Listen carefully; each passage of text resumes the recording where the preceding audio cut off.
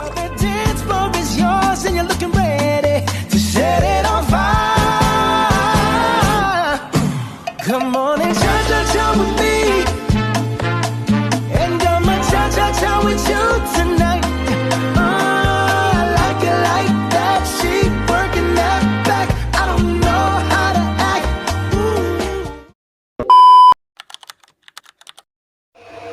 Soal yang pertama, hubungan tauhidullah, integritas moral, dan pencegahan fraud.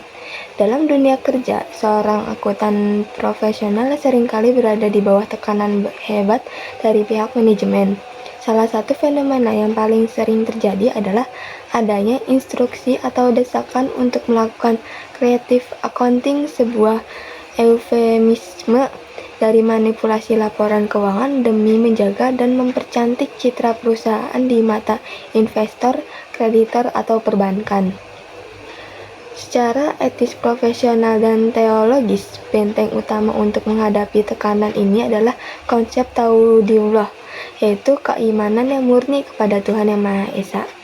Ketika seorang akuntan benar-benar menginternalisasi nilai tauhid dalam sanubarinya, akan lahir sebuah kesadaran spiritual yang disebut muraqabah, yaitu perasaan mendalam bahwa setiap desah napas, ketukan papan ketik, dan angka yang ia masukkan ke dalam sistem laporan keuangan selalu diawasi oleh Allah Subhanahu wa Ta'ala yang Maha Melihat dan Maha Mengetahui.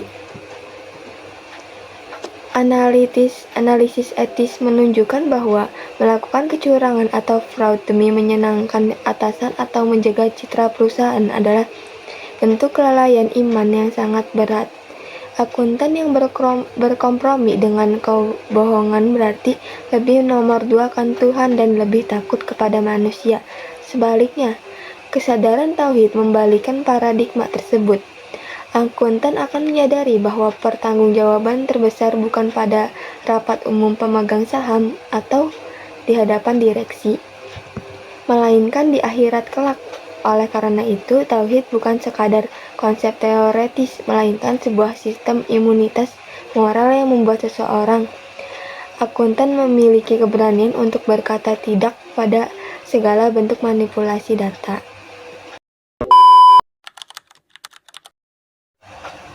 Lalu soal yang kedua, dikotomi kesalehan ritual dan profesional. Di tengah masyarakat kita seringkali terjadi anomali atau dikotomi perilaku yang cukup memprihatinkan. Kita melihat ada seseorang yang sangat rajin beribadah secara ritual, tidak pernah meninggalkan sholat 5 waktu di masjid, dan taat berpuasa. Namun ketika berada di lingkungan kerja atau menjalankan praktik bisnis sebagai akuntan, ia tetap melakukan tindakan tidak terpuji seperti menerima suap, melakukan pungli, atau membiarkan pencatatan keuangan berjalan secara tidak transparan. Fenomena ini terjadi karena adanya sekularisasi moral atau pemisahan ekstrim antara kehidupan agama dan kehidupan profesional. Agama hanya dianggap sebagai formalitas di atas sajadah, sementara di kantor berlaku hukum rimba. Jika kita analisis berdasarkan konsep Islam yang kafah, fenomena ini sangat bertentangan dengan prinsip integrasi antara iman, Islam, dan ihsan. Ketiganya adalah satu kesatuan utuh yang tidak boleh dipisahkan. Iman adalah fondasi keyakinannya, Islam adalah syariat ritualnya, dan ihsan adalah implementasi akhlaknya yang menyadari kehadiran Tuhan dalam setiap aktivitas profesional. Dalam Al-Quran surah Al-Ankabut ayat 45, Allah menegaskan bahwa sholat yang benar seharusnya mampu mencegah perilakunya dari perbuatan keji dan munkar. Jika sholat seseorang tidak berdampak pada kejujurannya dalam mencatat laporan keuangan, maka esensi ibadahnya patut dipertanyakan. Pemisahan antara kesalehan ritual dan kesalehan sosial ini jelas bertentangan dengan esensi kebahagiaan dunia dan akhirat yang hakiki. Kekayaan yang diperoleh dari hasil suap atau ketidakjujuran mungkin memberikan kesenangan materi sesaat di dunia, namun menghancurkan keberkahan hidup, mendatangkan kegelisahan jiwa, dan berujung pada kesengsaraan yang abadi di akhirat kelak. Lalu soal yang ketiga, paradigma Qur'ani dalam akuntansi zakat dan wakaf. Paradigma Qur'ani menekankan bahwa Islam harus hadir sebagai rahmatan lil alamin dan menjadi solusi konkret bagi berbagai problematika yang dihadapi oleh umat, termasuk masalah kemiskinan dan ketimpangan sosial yang masih menjadi isu besar di Indonesia. Sebagai mahasiswa akuntansi, kita tidak boleh memandang akuntansi hanya sebagai alat kalkulasi laba rugi perusahaan kapitalis.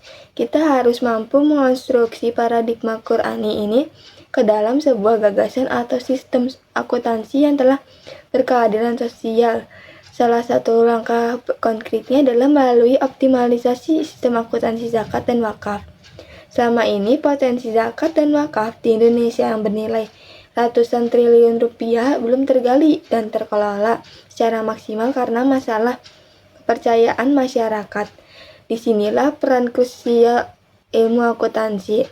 Kita perlu membangun sistem pelaporan keuangan, lembaga amil zakat, dan nazir wakaf yang modern, akuntabel, dan transparan. Dengan mengacu pada standar regulasi yang berlaku seperti PSAK 109 tentang akuntansi zakat dan infak atau sedekah, serta PSAK 112 tentang akuntansi wakaf. Analisis kritis terhadap peran akuntan muslim di Indonesia menunjukkan bahwa kita tidak boleh lagi bersikap pasif atau sekadar menjadi tukang catat sejarah keuangan. Akuntansi muslim harus mengambil peran strategis sebagai desainer sistem informasi keuangan syariah yang mampu mengukur efektivitas penyaluran dana. Zakat dan wakaf tidak boleh hanya disalurkan untuk bantuan konsumtif yang habis dalam sehari, melainkan harus dikelola secara produktif sebagai modal usaha bagi masyarakat miskin. Tugas akuntan adalah mengaudit, mendampingi, dan mengukur kinerja keuangan UMKM dan mengukur kinerja keuangan UMKM binaan tersebut secara berkala. Dengan tata kelola akuntansi yang baik, dana sosial ini akan menjadi instrumen yang kuat untuk mentransformasikan mustahik penerima zakat menjadi muzaki, pembayar zakat, sehingga kemiskinan dapat ditekan secara sistematis. Lalu soal yang keempat, mengimplementasikan nilai Islam di lingkungan kerja heterogen. Di era modernisasi dan globalisasi seperti sekarang, sebuah perusahaan, terutama di Indonesia, umumnya memiliki struktur organisasi dan lingkungan kerja yang sangat heterogen, yang terdiri dari berbagai suku, agama, ras, dan latar belakang budaya yang berbeda. Sebagai calon tenaga ahli akuntansi yang akan terjun ke dalam ekosistem yang majemuk tersebut, kita dituntut untuk mampu beradaptasi dan menerapkan nilai-nilai Islam tanpa harus mengorbankan prinsip akidah kita sedikit pun. Islam adalah agama yang sangat menjunjung tinggi konsep tasamuh atau toleransi. Dalam Al-Quran, surah Al-Hujurat ayat 13, Allah dengan jelas menyatakan bahwa manusia memang diciptakan berbeda-beda bangsa dan suku untuk saling mengenal. Oleh karena itu, menghadapi keberagaman di dunia kerja harus disikapi dengan keterbukaan pikiran dan akhlakul karimah. Kita wajib menghormati hak rekan kerja yang berbeda keyakinan, bekerja sama dengan profesional dalam tim, serta bersikap adil dan jujur dalam setiap penilaian profesional akuntansi tanpa memandang latar belakang mereka. Namun, inklusif bukan berarti lebur tanpa prinsip. Batasan kita adalah akidah dan syariat. Contoh implementasi sikap inklusif yang telah memegang teguh nilai syariat antara lain. Yang pertama, saat sholat tiba di tengah-tengah kesibukan audit kerja, kita meminta izin secara jujur, sopan, dan profesional kepada tim untuk menunaikan ibadah terlebih dahulu tanpa mengabaikan tanggung jawab pekerjaan yang menjadi kewajiban kita. Dan yang kedua, Dalam pergaulan profesional, kita tetap bersikap ramah dan menghadiri pertemuan bisnis yang heterogen. Namun, cara tegas dan santun menolak untuk mengonsumsi makanan atau minuman yang diharamkan oleh syariat. Dan yang ketiga, jika dalam koordinasi kerja kita dipaksa oleh pihak manajemen atau rekan kerja untuk membiarkan sebuah pelanggaran keuangan atau manipulasi pajak, kita harus berani menolaknya demi menjaga integritas profesi dan mematuhi larangan agama terhadap perilaku curang dengan menyampaikan secara rasional dan objektif. Lalu soal yang kelima, reorientasi tata kelola keuangan masjid. Secara historis, kita tahu bahwa pada masa kejayaan Islam, masjid tidak pernah membatasi fungsinya hanya sebatas tempat ibadah ritual seperti sholat atau pengajian saja.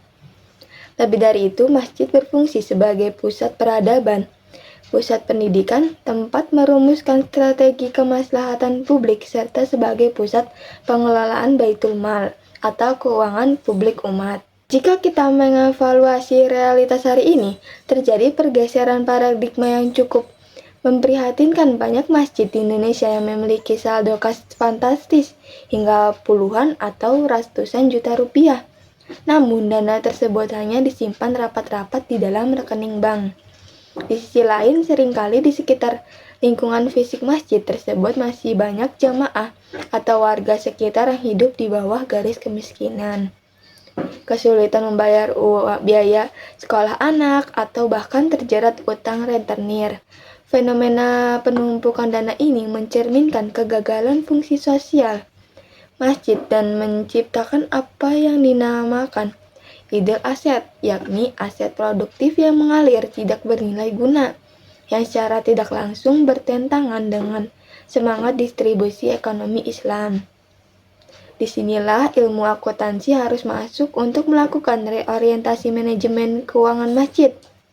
Akuntan memiliki peran besar untuk mengubah paradigma takmir masjid dari yang semula hanya bertindak sebagai pencatat kas masuk keluar konvensional menjadi pengelola lembaga instrumen pengembangan ekonomi umat. Langkah-langkah konkret yang dapat dilakukan adalah yang pertama, menerapkan akuntansi entitas non-laba, membantu takmir masjid menyusun laporan keuangan yang transparan dan dapat diakses publik, sehingga akuntabilitas dan dana umat terjamin. Restrukturisasi anggaran berbasis program kesejahteraan.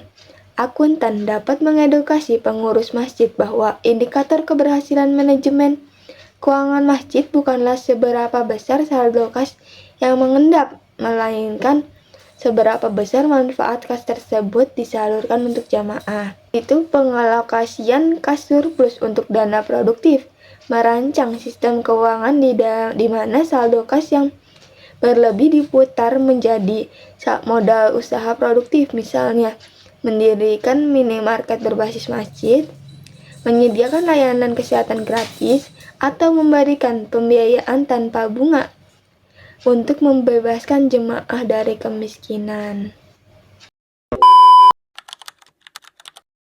Lalu soal yang keenam, Islam rahmatan lil alamin dalam green accounting. Risalah Islam rahmatan lil alamin membawa rahmat bagi seluruh alam termasuk flora, fauna, dan lingkungan. Hal ini sejalan dengan tren akuntansi global modern, yaitu green accounting dan sustainability reporting yang hadir sebagai respons atas kerusakan alam akibat eksploitasi industri. Islam mendukung penuh akuntansi lingkungan ini. Manusia ditunjuk oleh Allah Subhanahu wa Ta'ala sebagai khalifah di bumi. Quran Surat Al-Quran ayat 30 yang memegang amanah untuk merawat alam dan dilarang keras berbuat kerusakan atau fasad. Quran Surat Al-A'raf ayat 56.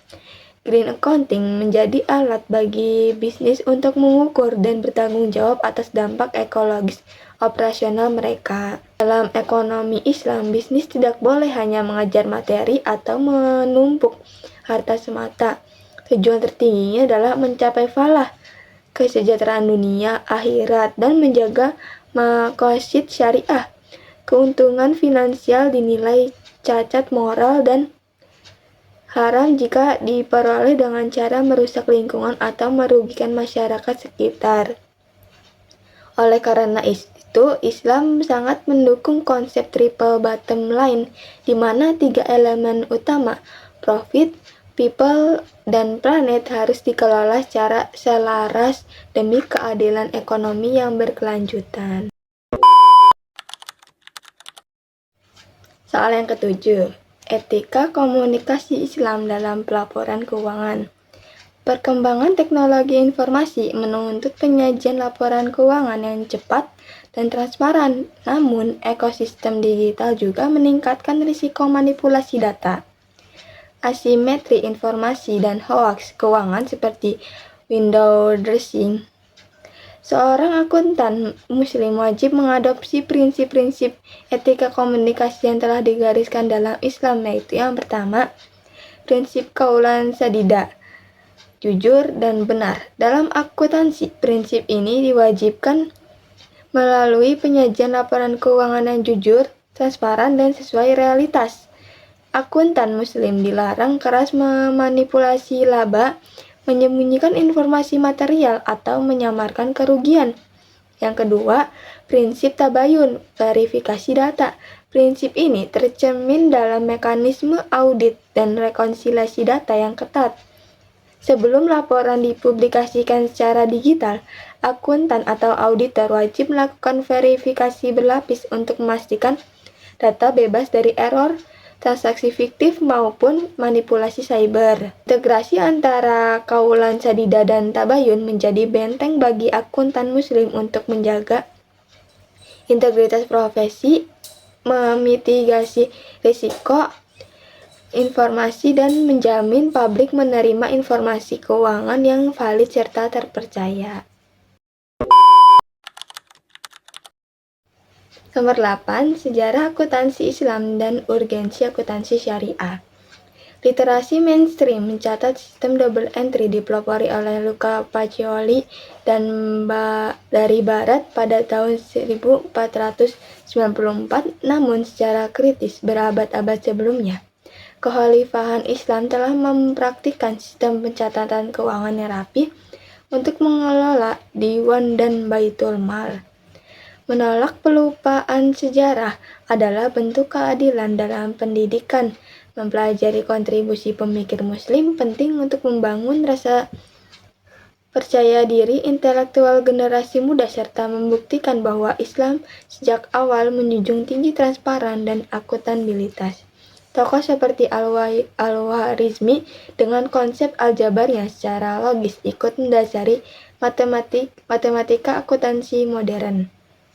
Urgensi akuntansi syariah modern yaitu yang pertama, mendukung keuangan syariah global, pertumbuhan pusat perbankan syariah, takaful dan sukuk yang berbasis akad khusus membutuhkan standar akuntansi relevan yang bersih dari riba, gharar, dan maisir. Solusi ekonomi yang adil berbeda dengan akuntansi konvensional yang cenderung kapitalistik. Akuntansi syariah menawarkan keseimbangan yang mengukur profitabilitas materi sekaligus akuntabilitas moral, keadilan sosial, dan kepatuhan kepada Allah Subhanahu wa Ta'ala.